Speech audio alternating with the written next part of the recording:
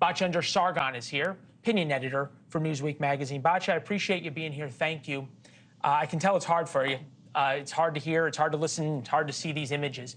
An old paranoid friend of mine, as he would describe himself, texted me, "You can't convince me that just by using social media, huge anti-Israel protests popped up in major cities across America with signs and organization just like that within 12 hours of an attack." Who's behind all this? It's an interesting question. You know, are these astroturfed, right? Are these being organized?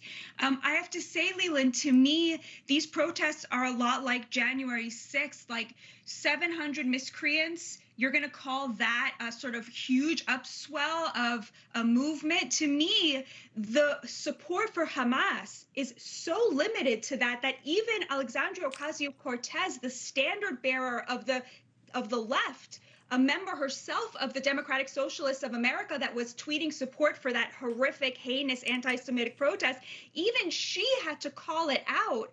And so to me, what we're actually seeing is, yes, horrific anti-Semitism, but also a huge awareness that was not there a week ago about how morally corrupt and disgusting the progressive movement is when it comes to Jews, when it comes to race more generally. Help us understand, though, the media that continues to sort of play into this. Washington Post columnist Isan Therdor. Biden cited Golden Meir telling him half a century ago that Israelis have nowhere else to go. Back then, Israel faced a genuine existential threat. It does not now. As brutal and monstrous as Hamas is, but where will 2 million people of Gaza go? Yeah, to me, there's sort of three explanations for this. The first is that it's just rank anti-Semitism. People just hate Jews. And of course, there is a lot of people who are in that camp. The second explanation is that in more ambiguous conflicts between Israel and the Palestinians, people found themselves siding with the Palestinians, and therefore they don't want to admit that they were wrong. And the third explanation is simply that they cannot bear to admit that the side that has more power in some absolute terms in the way that Israel does is the morally correct side, because the left has replaced the worldview that distinguishes between right from wrong with a worldview that distinguishes between powerful and powerless. It seems as though Prime Minister Netanyahu believes that the Israeli military now has a hunting license with no bag limit. And that's how they're approaching going into Gaza. This isn't a discussion of an operation or to restore order. It is, we're going to wipe Hamas out. And they don't really seem to care very much.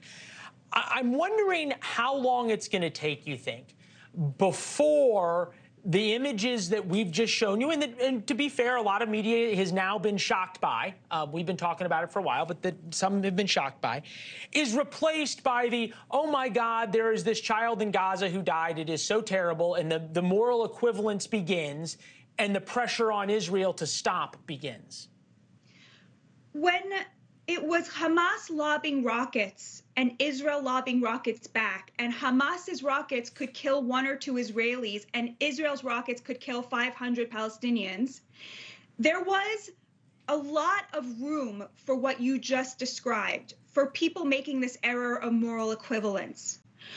Thanks for watching. Go to newsnationnow.com to find NewsNation on your television provider. And don't forget to subscribe. Click the red button to get more of NewsNation's fact-driven, unbiased coverage.